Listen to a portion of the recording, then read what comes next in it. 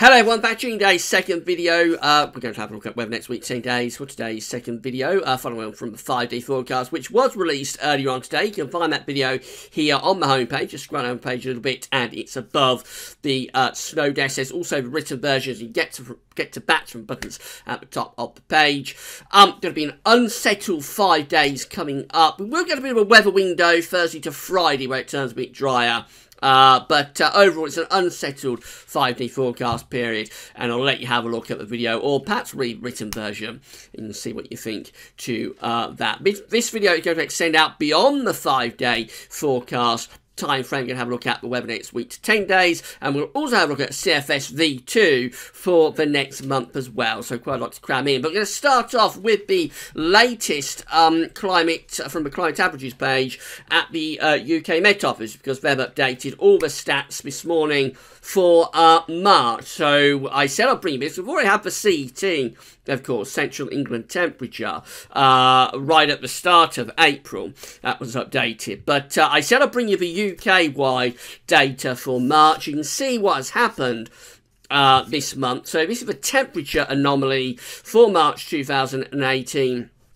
Set against 61 to 1990 temperature averages, and you see that overall it has been a colder than average month for pretty much all parts of the UK. The far southeast is closer to average, so only slightly colder than average in the far southeast, but the bulk of the country is coming out somewhere around 0.5 degree to 1.5 degrees colder than average. That's set against 61 to 1990, so that's the old temperature average. It encompasses the very cold decade of the 1960s, where nearly all of the summers were very cool, and many of the winters were really cold and snowy as well. And of course, it contained that extraordinarily severe winter of 1963. So 61 to 1990 is a colder temperature average. So if we compare March 2018 to a more modern average,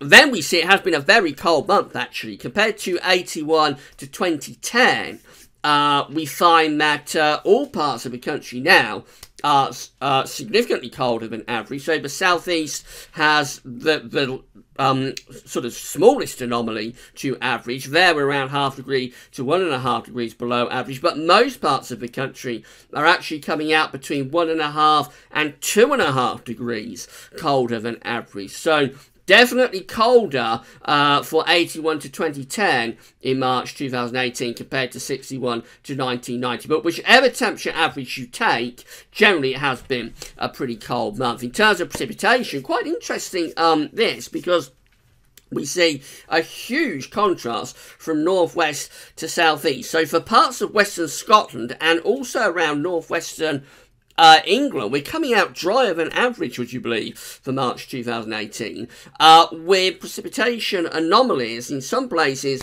underneath 50% of average.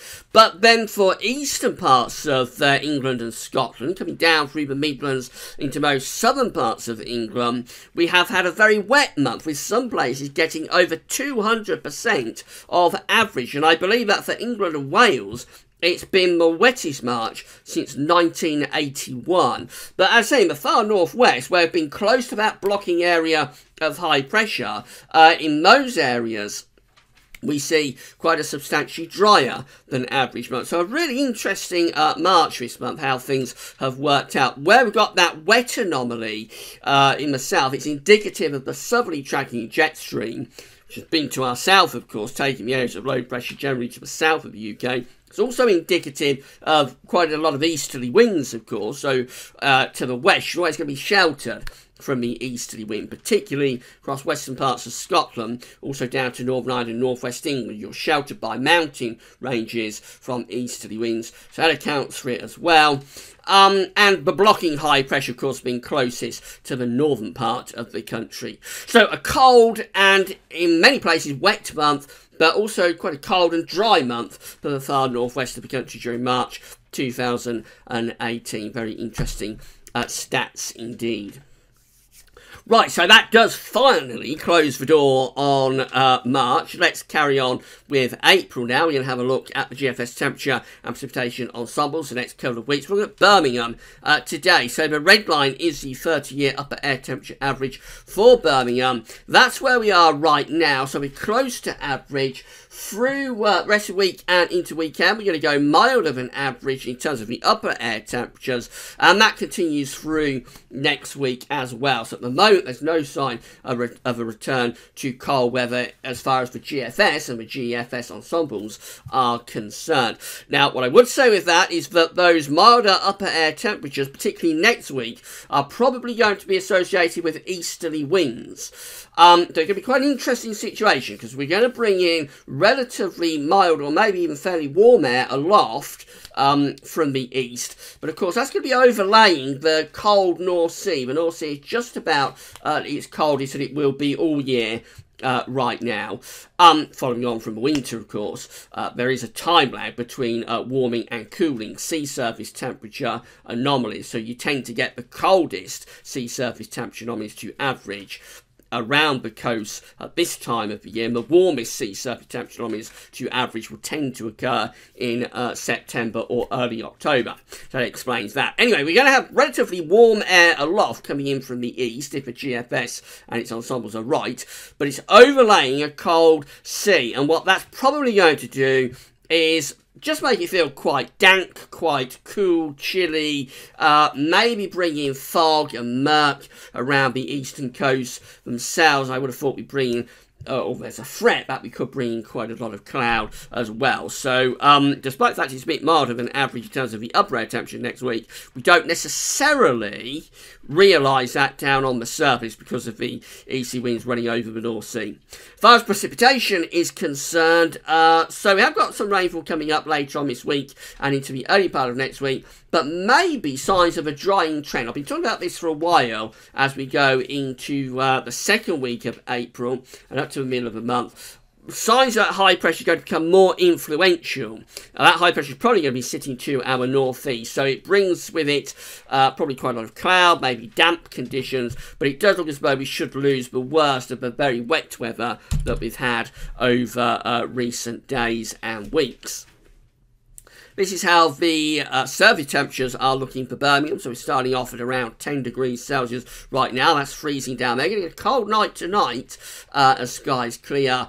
Then let's go through the rest of this week into next week. Those temperatures are slowly lifting up above 10 degrees Celsius, but not going very far above 10 degrees, you have to say. Generally sort of 12, 13, flatlining at that sort of level into the middle part of April isn't terribly inspiring temperature-wise, to be honest. We do have one or two warm outliers that are going up to around 20 degrees here, but they're not particularly well supported. And on the other end of the scale, we have got several ensemble members, albeit outlier members, that are still going for frosty nights into the middle part of April as well. So, I mean, it is going to get a bit milder compared to what it has been, but certainly nothing to be getting overly excited about. Temperature anomalies are looking like that, very, very close to average. England, Wales, maybe ever so slightly above average. Scotland, Northern Ireland, maybe ever so slightly below average, but not a big deviation either way. Precipitation anomalies close to average. It does look as though we are perhaps losing the worst of the wet weather.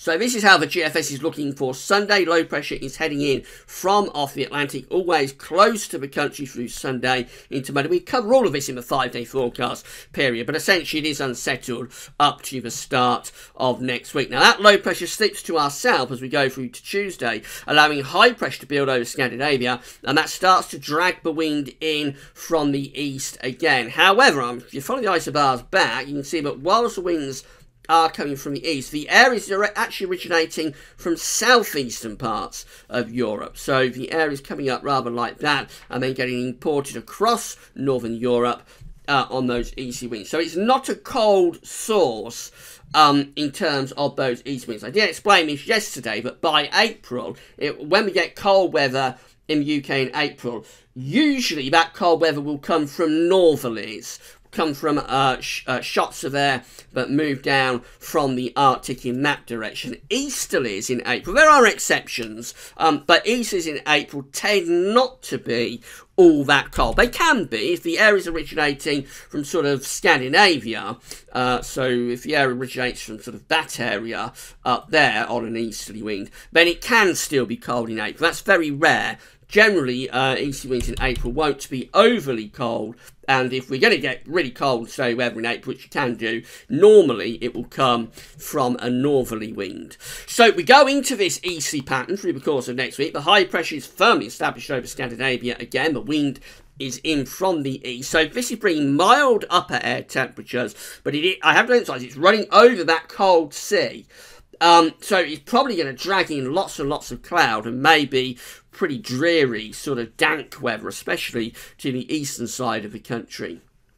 That pattern continues into Thursday and Friday next week as well. In fact, it continues right way up to day 10. So this is day 10, Saturday 14th of April, where we are still in those easterly winds with the high pressure dominating over Scandinavia. But there's the upper air temperatures. They're not cold.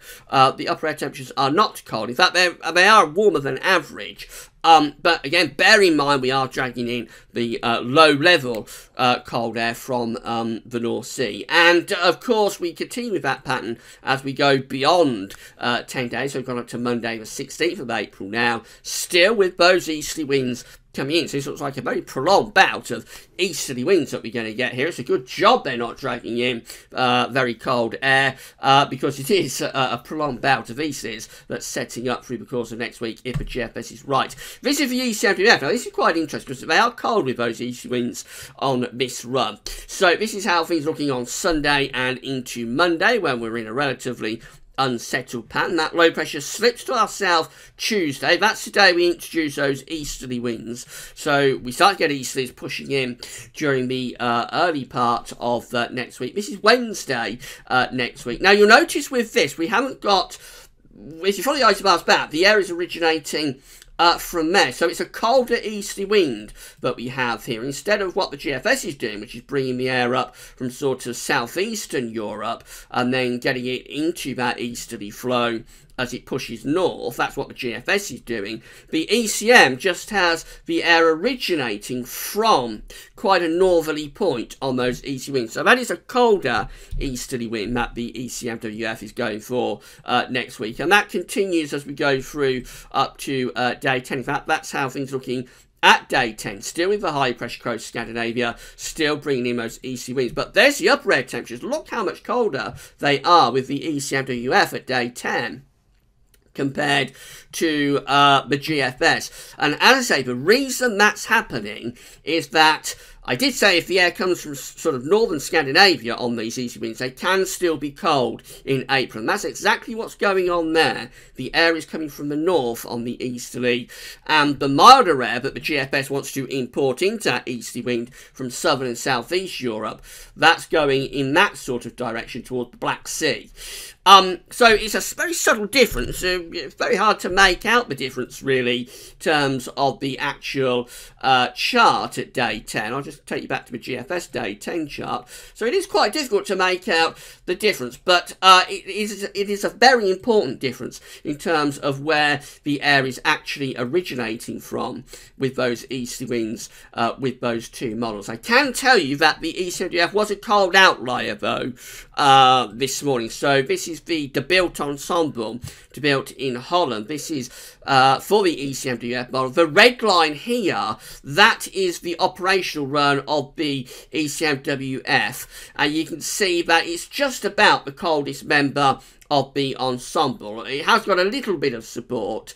It's down here. Most ensemble members are up there, so it is quite clearly on the cold side of the ECMWF ensembles, and in fact it is one of the coldest members of the ECM ensembles. Now that doesn't necessarily mean that it's wrong, but we didn't see much evidence for that kind of cold easterly in terms of the GFS and its ensembles. So I think you have to have a bit of caution about how cold that ECM run is.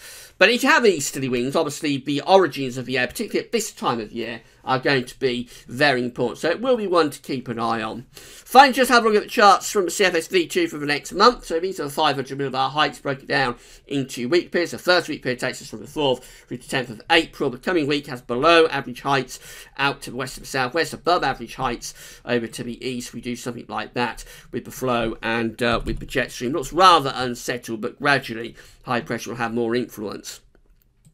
Now, this is the week 2, 500 millibar highs only. This is from the 11th to the 17th of April with above average heights over Scandinavia. So it's got that high pressure over Scandinavia, below average heights in the Atlantic. Again, origins of the air important here because although the high pressure is over Scandinavia, the air is actually coming up from southeastern parts of Europe. So that's going to be relatively mild. But CFS is going with the GFS and the GFS ensembles to have relatively mild east to southeasterly winds as we head into the middle of April. And then that continues as we go through to week 3, the 18th, 24th of April. Again, the above average heights to our east. Quite dominant, bringing the air in from a southeasterly type direction. And then week 4 is interesting though, because this is the 25th of April through to the 1st of May. And then we're centering the high pressure over Greenland again. Now that's going to be a colder direction. We've got the below average heights underneath it. The jet stream is down there. And that could start to pull in the winds from sort of a more northerly type direction.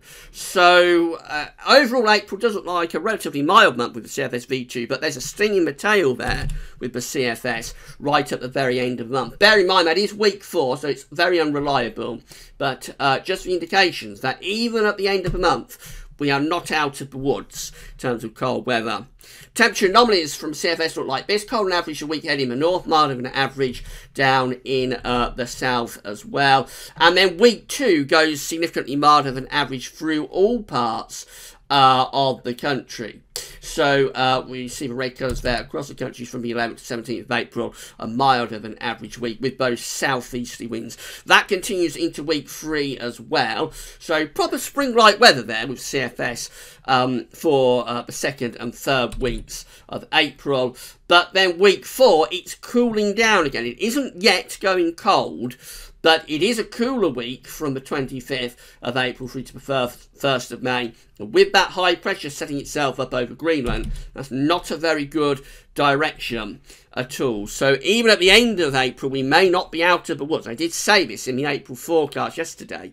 I did say that even at the end of this month, we might not be out of the woods, the cold weather. In the more immediate future, it looks like we're going to build this high pressure up over Scandinavia next week. So a protracted spell of easy winds, which are not uncommon in spring. April and May do tend to get quite a lot of easterly influences.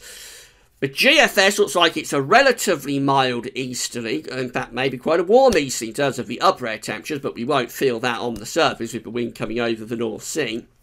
But a relatively mild easterly with the GFS ensembles, and also the CFS long-range model is going for a relatively mild easterly next week as well. The ECM is a lot colder with that easterly wind. It can't be discounted, but it looks like it's a minority option, certainly within the ECM ensemble. So probably reasonably dry next week, but I would have thought pretty chilly easterly winds with a lot of cloud, and certainly for eastern parts of the country, potentially pretty Drake weather.